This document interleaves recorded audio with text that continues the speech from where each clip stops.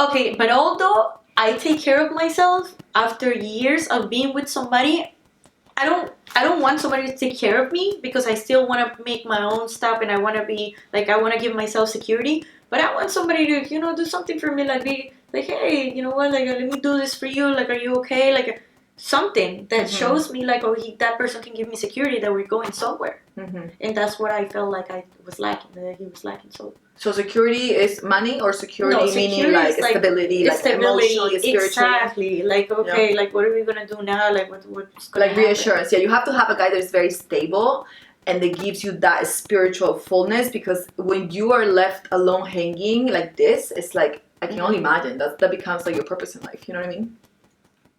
Yeah, so that's why I'm so anxious. I'm gonna adopt you, don't worry. Oh, adopt me. That's why I told him all the time, you're gonna take me with you. I was telling them, I'm like, I think like I'm like the mom of so many girls already. I adopted so many.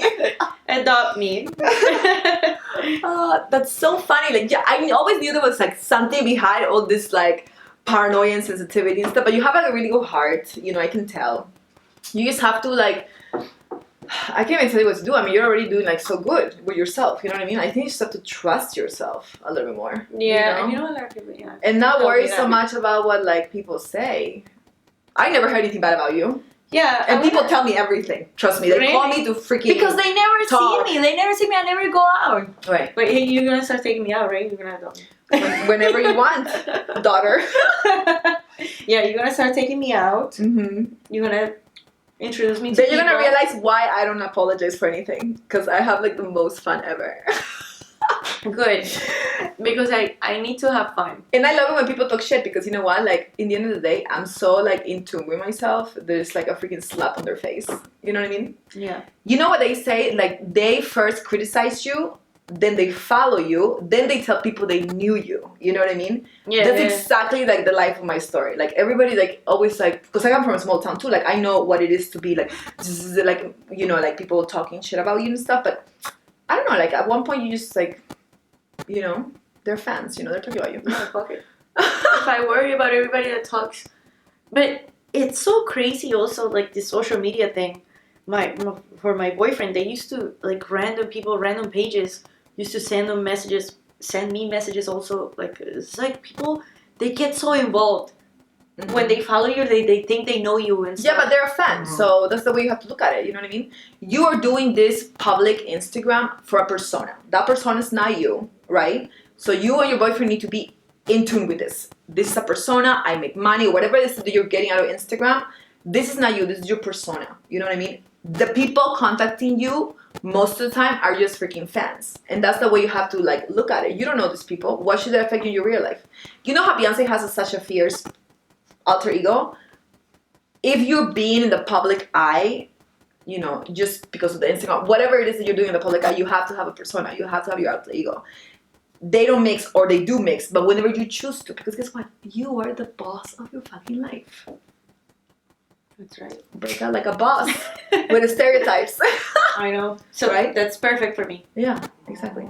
So where do you see yourself other than the husband and kids in 5 years? Okay. You. The husband. Nati, you. Me. Okay.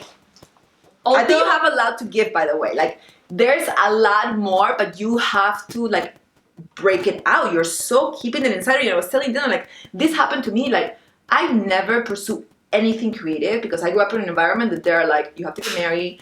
You have to, like, you're as good as your husband. Like, you have to just get married, this type of Prince Charming. Yeah, and also... And it backfired on my fucking face. You know what I mean? Because the Prince Charming was a freaking nightmare. Cut this off. He's a nice guy, but you know what I mean.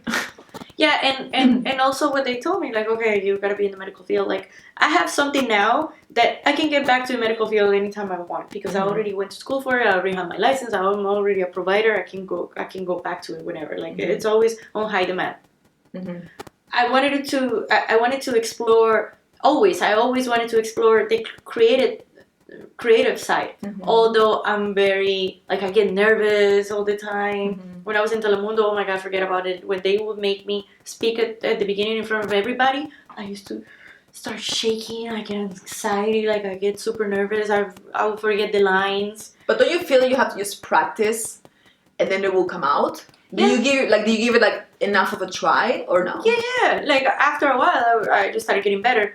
But yeah, it's about practice. But even in school, when I was in school, the professors used to send me to the front when we used to do exams. And I asked one guy, I was like, but why? He was like, because you're making me nervous. Like you're taking this test and you're looking around, I feel like you're cheating. I don't know what you're doing. So by him putting me in the front, it will make me even more nervous. So it was even worse. You know what I noticed in this interview? That you point out so much the negatives in you. You're missing out on all the positives. Let's talk about because we're the positive things about you. Like, what is it that you're gonna create with this creative fire inside of you? On the creative side, I'm telling you, you have to give more credit to Nati. Okay. Natalia. So yeah, although I get anxious a lot and I get nervous and I'm kind of shy, I also want to try the creative side because I always like to do the modeling, the hosting, stuff like that. That's creative. I like to speak to people. I don't know if you've seen that I have this clothing line. Okay, so I do it for sportswear. We literally just met. Yeah, so and I started doing all these other catalogs for different brands, and I was like, why don't I just do my own? Like they use me to do all these catalogs. Why can't I just do it myself? Mm-hmm. So that's something that I always wanted to explore, but since I wanted to have a security, mm-hmm. I always stay in the medical field. Like okay, so I'm gonna stay in the medical field, but I do a little bit of this stuff that I like. But then I come back here.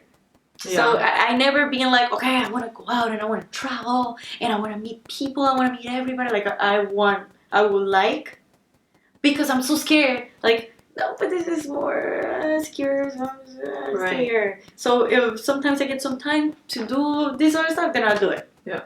But you took the first step, which is acknowledging that you have an issue with, taking risk. Yeah. That's huge. Now, I mean, I always knew, but it's like... Second step, let's take action. What are you going to do next? Do you think you're going to be able to just take action and get out of your comfort zone? I want to get out of my comfort zone.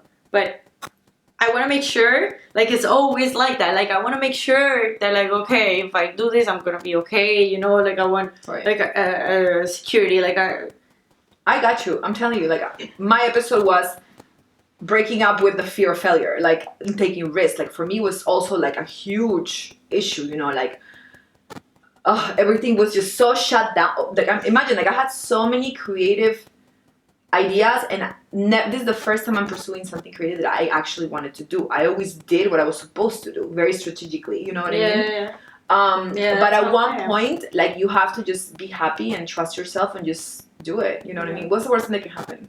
You know what I mean? What's the worst thing that can happen? Yeah, and especially, like, I've been through so much. And exactly, you've already been through so much, and you are here now. But I think that before, when I was younger, I used to take more risks. Like, well, okay, it is what it is. I'm homeless here.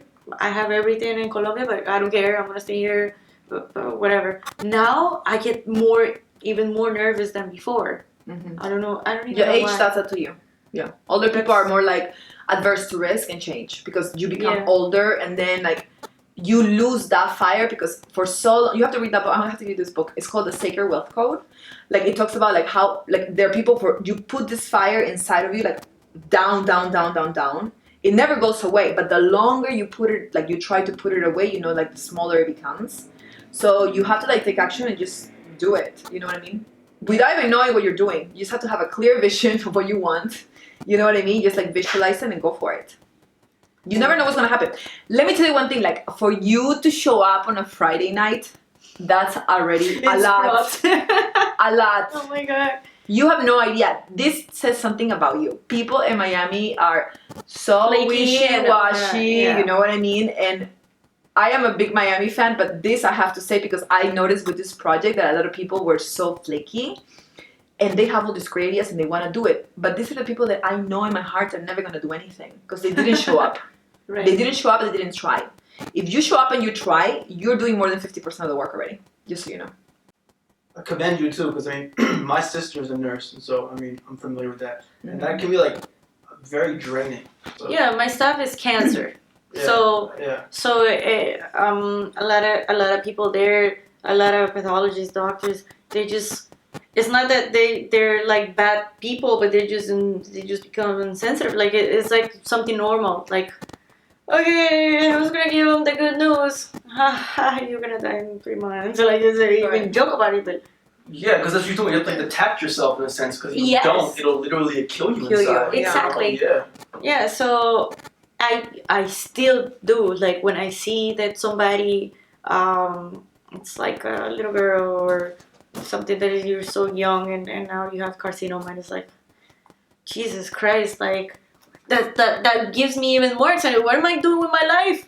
Like, these people, like, they're dying and everything, and then I'm complaining about, like, my relationship, my guy is being stupid. Like, I really don't have anything to complain about. Like, I'm healthy, you know, I'm young, and I take care of myself. Like, I can do whatever the fuck I want. I'm not gonna die, well, not expected to die anytime soon. So, yeah, what am I doing? Okay. Like, sometimes we don't appreciate what we have.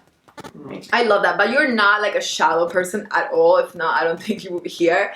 Like, that's why I think that you really need to explore your creative side. Like, you can do so much with it, and I feel like maybe like working with kids would be good for you because you had like the experience with your little brother. Yeah. And you keep on mentioning that topic. Like, I don't know, maybe you can create something out of, you know, like, you have to like find your purpose in life, you know. You have to read this book first, and then we'll talk after the book. What's the name of the book? It's changed my life. The Sacred Wealth Club. I give it to Ola. It talks about like how you have to do things in life that nobody else can do like you. You know what I mean? You can be good at many things, but you have to do the things that nobody else can do like you. I was telling Dylan, I'm like, I know I'm meant to do this because I love talking to people. Like, I like to get in their brains, and, you know, I can talk to anybody, really. You know what I mean? That person on the street. And I just feel that this is like the outlet for me, you know what I mean? To like release all my creativity and stuff. And I met some amazing people that are so inspiring, you know? Once you're vibrating at this level, I'm telling you, it's going to come to you. You just have to visualize it, ask for it with the right questions. Not like in the negative way that you don't give it like enough credit to yourself. Like, why is this happening to me? No, you have to be like, what can I do with this problem that is going to make me a bad bitch? You know what I mean? Like, what am I going to do to make this...